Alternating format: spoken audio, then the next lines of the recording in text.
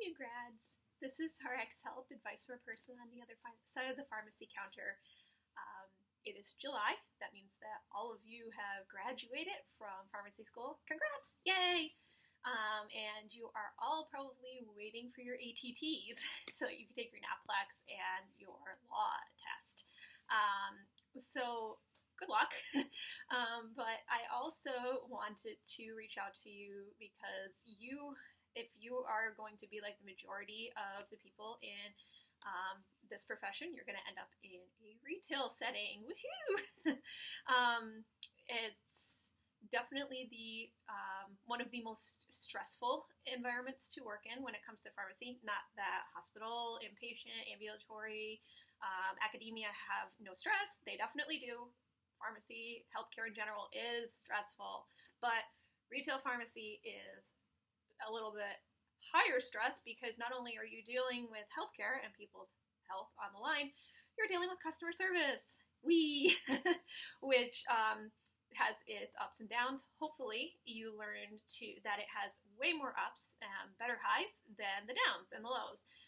But it definitely does have stressful days where you are dealing with customer service aggravations on top of healthcare being stressful on its own. So I wanted to reach out to the majority of you that are going to end up in a retail pharmacy setting, like me, yay! And kind of just give you some tips, pointers, things that you should work into maybe your daily life to help alleviate some of that stress, which is definitely manageable. So chances are most of you will end up starting out by floating. That means that you go around and you cover a bunch of stores in a certain area for your retail pharmacy. For many of you, you'll end up with one of the three giants. Yay!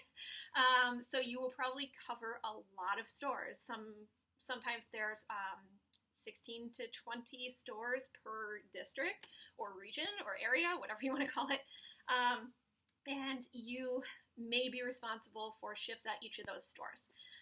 Some of you will start with a specific store, or if you're working for a smaller chain or luckily an independent, you will be with one store, and that's okay. But for those of you with a chain, you will probably start out floating, and that can be stressful on its own because you are working in a different environment, so to speak, every single day, every single shift.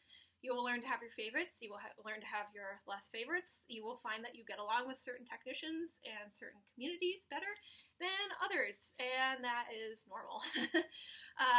So some tips and tricks to dealing with all of that, regardless of whether you're floating versus not floating. When you come to work, do not come in early. I know it is very, very tempting to go in half an hour or more early to try to start the day on an even keel, because there's always stuff that comes in overnights between what automatically fills itself, what comes in overnight that people have called in or put in through the pharmacy's website overnight. You have doctors that have sent prescriptions either after you closed or before you opened. So you have a lot of stuff that comes in overnight that is waiting for you. So it is very tempting to go in a half an hour early so that way you can start at opening with nothing except what needs to be counted and checked. So don't do that. Not only does it make the people who are looking at the business metrics think that you can handle everything that you're doing during that time frame, but it also it puts a lot of pressure on you, and you're working off the clock, which is not technically allowed. Granted, most of us are salaried, meaning we have an hourly rate, but we get paid a certain amount of hours per week. So we technically are salaried, even though we have an hourly rate that we get paid for doing extra shifts. But generally speaking, you are paid to be there for a certain time. So if you're paid to be there from opening until a certain time, you are getting paid for that time. Do not go in a half an hour early because you are working unpaid. It's very tempting because most of us are very type A, or at least somewhat. You kind of have to be to survive in a retail pharmacy world. But try to resist that urge. because you're not doing yourself any favors working in an environment like that where you're working off the clock. Don't stay late either on the back end of it. A couple of minutes to finish up what you were doing or to leave notes for whoever's in the next day, fine.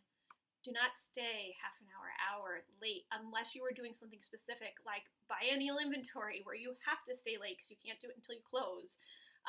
But do not come early and do not stay late on a regular basis because it's just not a good environment to work in. And it gives an unreal picture to anybody else that is looking at that pharmacy, including your technicians. Your technicians are coming in the morning and everything is pristine. And then let's say you are not there and you go on vacation. Now your technicians are like, what the heck is going on? So it makes it even more stressful for them when you're not there. So do not come in early and do not stay late unless you are doing something specific that needs to be done at that time. And in which case you are most likely being paid for it. Do not work off the clock. Secondly, learn to prioritize what you are doing. There is no really rhyme or reason to this. There's no right or wrong. So it's not like you do A, B, C, X in this order and it is perfect. You have to find that particular flow that works for you. But as a general rule, a good way to do it, prioritize the people first. The people that are in front of you first. They're the people that are really giving you a job to put it out there, but they're the people that are the highest priority. They're the ones that need help immediately. Help the people that are in front of you first, whether that be consultations, people waiting for their prescription, help the people that you see physically in front of you first. After that, I usually take patient phone calls first because, again, they are the people that I am there for. They're the reason I'm there to do my job. I'm there to help people and provide them with better health. That's what I do. So I help the people in front of me, and then I usually take patient phone calls first. Then I take physician phone calls because they're either calling in a prescription, have a question, or calling me back for a question. So they are a high priority. And sometimes if they have been on hold already, I will take them first over a patient phone call, and that's okay. And so I usually prioritize them second or third, depending on the day. Then I will attend to prescriptions that need to be done, whether it be verifying drug interactions, checking the product in front of me. I do the stuff that's coming up within the next so many minutes. A good day, I like to try to get a half an hour to an hour ahead of where I'm supposed to be. And then if there are any other pharmacies calling in the midst there for transfers or questions or wondering if we have something in stock, I will take them in the midst of there. I will finish a waiter prescription first. I will finish a prescription that's due within the next 5 to 10 minutes first before I take that phone call, because a transfer phone call does take a little bit of time. Depending on how extensive it is, how many things are transferring in and out. If I'm, just saying if we have something in stock or answer a question like that, usually I have my technicians take care of that because that's not a clinical question that needs my attention. But if they're not available, that will wait. That's not a higher priority. As terrible as that sounds, because I know that they're as busy as I am. If I have a prescription that's due in the next 5 to 10 minutes, that's priority. But as long as I am somewhat caught up and I'm not in the red, so to speak, or falling behind, I try to pick up pharmacy phone calls as soon as I can. And then once that's all attended to, if I'm caught up for the next hour at least, I start to do the other things that need to be done. If there is controlled substance inventory that needs to be done for the day, I do that. If there's something that I need to check up to make sure that we stay within regulatory regulations, I do that. If there's doctor follow-up phone calls that need to be made that aren't like a life or death, like refill requests, for instance, I follow up with them in the midst there. And I kind of go back and forth. So just always remember, people come first. Live people come first, regardless of what they're there for. They are your priority, and they should be your priority. That's what you're there for. Tasks are important and they need to get done. They are the brunt of what we do. But just remember that people come first. That's the biggest point that I can make. So besides knowing how to prioritize your workflow, please eat and go to the bathroom. Please eat. It's very, very difficult to make that fit in there unless you work in a state where you are legally required to take a break, or your company allows you to close for a certain amount of time to have lunch. There are a lot of places where it is totally illegal for you to work between 13 and 15 hours a day by yourself with no breaks, no scheduled breaks. That's daunting, to say the least. And I've done it, and it sucks. So you need to realize that your health is essential for providing healthcare for others. If you're not well, if you don't feel well, if you're tired, you're going to make a mistake. And that mistake can kill a person. So it is important that you take care of you in order to take care of others. You have to fill your cup first before you can help fill others. It applies to that too. So please eat. And I don't mean go break out a 4-course meal in the break room or walk away. I mean, give yourself some sustenance. And there are some days where, I can bring a sandwich and some fruit and stuff like that and eat it. Those are weekends and holidays where the workflow is lighter. On a Monday, at the beginning of the month, I'm not going to be able to do that, even though we get what's called overlap, where both pharmacists are there at the same time. It's just not a reality a lot of the times. However, keeping healthy snacks or things that are nutritious by your desk is very doable. I keep snack bars. Not necessarily any specific brand, but I make sure they're high in fiber and high in protein. Fiber makes you feel full right away. Protein makes you feel fuller later. Granted, this is not something that you should do all the time. It's not healthy to eat snack bars for your entire diet, but during the middle of a busy day, when you can't break out a sandwich and some fruit, it's a good substitute to help you get that energy back so that you don't feel weak and shaky and you can go back to focusing on what you're doing. And you can easily do that in between checking prescriptions or answering a phone call. Even if you have to take a few bites, put it down, and take a few bites to finish it, you can do that. And it is very doable. The only exception is if you're pregnant. I went through that, and guess what? Other than waiters, which were people that were in the store, I went and I ate my full meal because I had another person depending on my health. So please, go eat and go to the bathroom. It can wait a few minutes.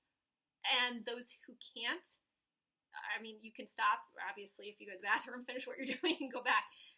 It can wait, and it's not the end of the world for you to stop and attend to your own needs, okay? I mean, there's a time and place, but sometimes you just, when you gotta go, and that's okay. It's not the end of the world. The place won't blow up or fall apart when you leave for 2 minutes to use the restroom. Do it and take care of yourselves. Not doing it is a good way to get acute kidney failure and a urinary tract infection, okay? On the flip side of making sure that you eat and go to the bathroom, hydrate, hydrate, hydrate. Pharmacies tend to be very, very dry. Not really knowing the reason, my best guess is that you have to keep medications dry. It can't be excessively damp or moist in a pharmacy because it can affect the stability of your medications that you are taking care of. So for that reason, that I believe, pharmacies tend to be very dry. You get very, very thirsty while you're there. Plus you're talking a lot. That causes you to be thirsty. Please keep yourself hydrated.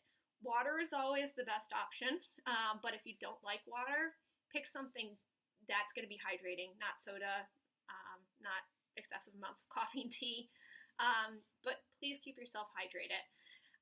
You will feel a lot better if you make sure that you have an adequate amount of hydration throughout the day.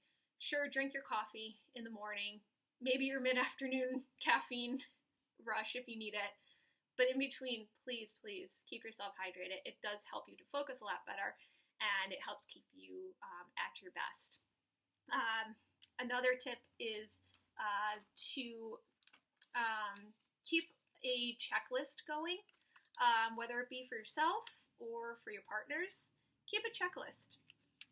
Real simple, like a running checklist of what you need to do. Like I personally like to bullet journal to help organize my personal life, but the system also works at work. And I have actually finally gotten my partners on board with having a running checklist going for us on a daily basis, just with what needs to be done.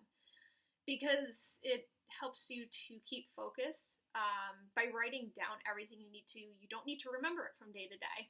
And there are certain things that we know have to be done every day before we leave, and other things that if we don't get them done, it's not the end of the world. It'll be there tomorrow and we can do it. And if we know it's been done, then that's great for the next day. It doesn't have to be done again, things like that. So having a running checklist of some sort, whether it be your own personal one or one that you have set up for you and your partners at work, is a great tool. And it is so helpful because the communication is there. You know what to do. It has to still be done before you leave, and you know what to pass on to your partners if you are leaving before the end of the day, or if they're on tomorrow, one or the other. So it is a great technique and tool to use, even if you are not a bullet journal fanatic. Just having a small checklist of yourself of things that you need to do before you leave helps you to prioritize and work it into your regular workflow of the day. So those are some tips for you new grads as you start working as an actual pharmacist once you're licensed. And most importantly, on your days off, let it be your days off. Obviously, if you are working as a pharmacy manager, yes, technically you need to be available whenever, but generally speaking, you don't need to bring work home with you when you work in a retail setting. So let work stay at work.